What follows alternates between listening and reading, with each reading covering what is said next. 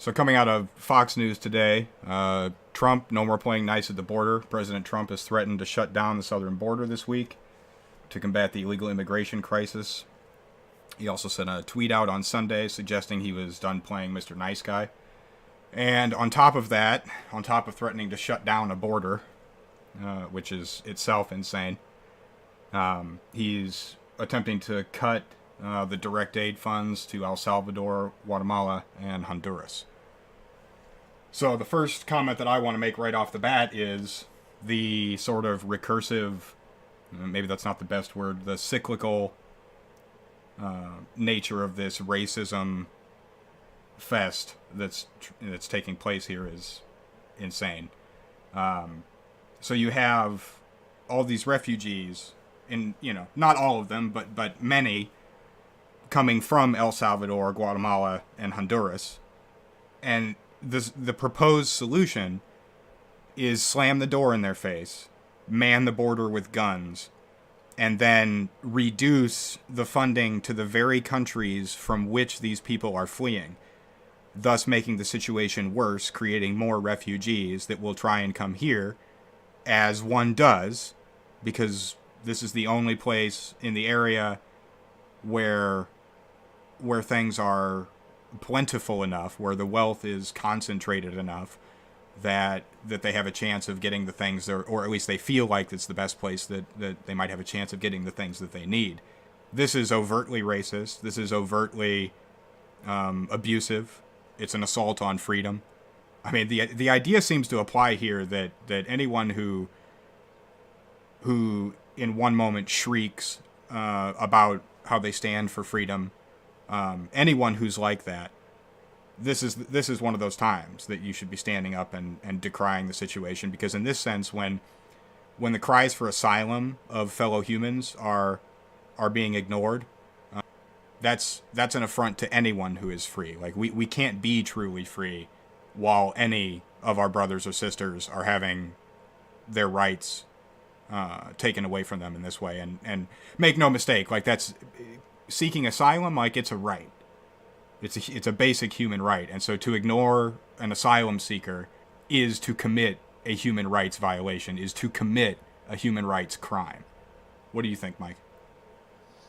Yeah, I agree with all of that. I would also go further to say that if we were to take Trump at his word, essentially, and assume that this isn't racist, which I think it is, as I said, I agree with your point. It's definitively not a benefit to the U.S. economy.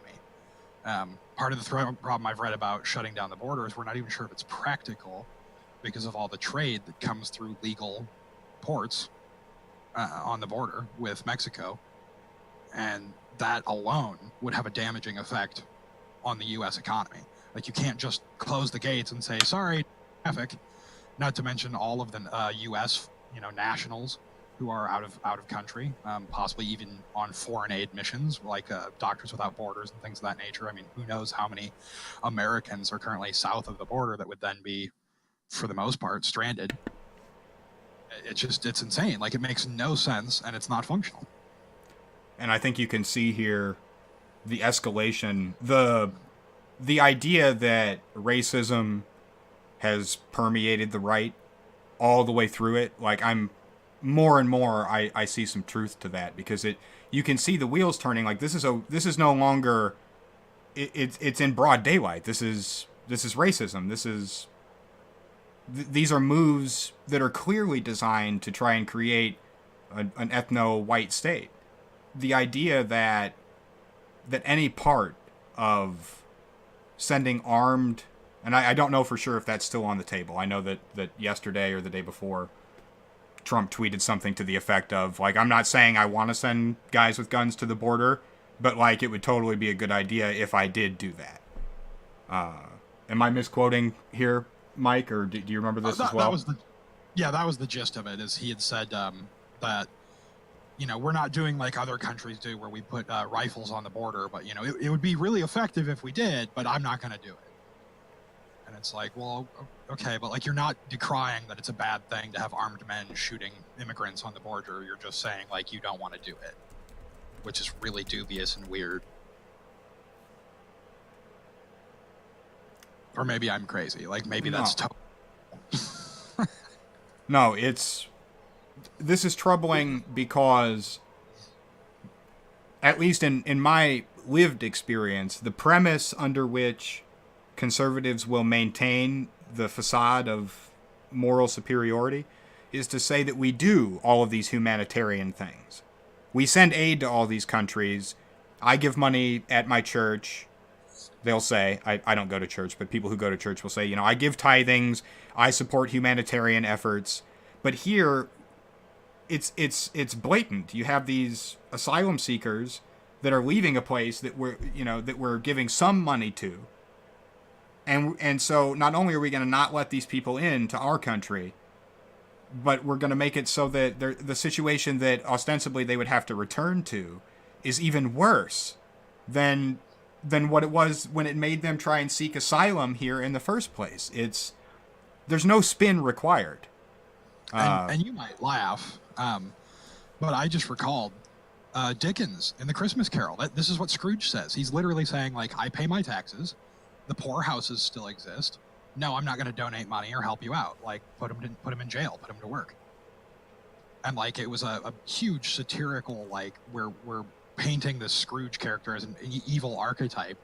Like, that's exactly what we're doing right now, is this evil archetype of, like, screw the poor, keep them out, like, put them in the jails, get them out of our country, shoot them at the border. It's crazy. Like, it's so clearly big villain twisting my mustache, and this racist thing. But like, no, it's totally cool. Trump's doing great. I mean, I was at work yesterday and somebody, like, unabashedly, totally serious, was just like, oh yeah, I love Trump, I think he's doing a great job. And I just want to smack him. It's like, what do you mean? Like, where? How? Well, they'll tell you the metrics upon which they're making that statement are at the very least dubious. They'll tell you it has to do with taxes, or it has to do with the number of jobs. Manufacturing jobs is a big one that I hear people say. But, I mean, they're racists. I'm not saying everyone who voted for Trump is a racist, but to a man, the people in the Midwest who have come up to me and just said, well, I just love Trump. I just think he's doing a great job, and anybody who says otherwise is wrong. Like, that person's a racist. Yeah. Like, to a man. Show me the fucking exception. In real life, not some fucking comment under this video. In real life, when I meet the fucking person who utters that phrase, and isn't a racist, I'll come back and edit this video or make a comment below, I suppose. But the last thing that I want to point out about this is, towards the end of the Fox News article, it mentions the sort of conciliatory movement that they're saying is, well, we are going to give out humanitarian visas on a limited basis to some of the roughly 2,500 Central American and Caribbean migrants gathered in the southern state of, I'm going to butcher the pronunciation, Chiapas. So the final comment that I want to make here is that the idea that the United States, in any estimation, would have a limited number of spots for people fleeing from war or starvation, the concept that there would be a limited number is itself a racist dog whistle. That idea is racist, full stop. And if you think otherwise, you are the fucking racist.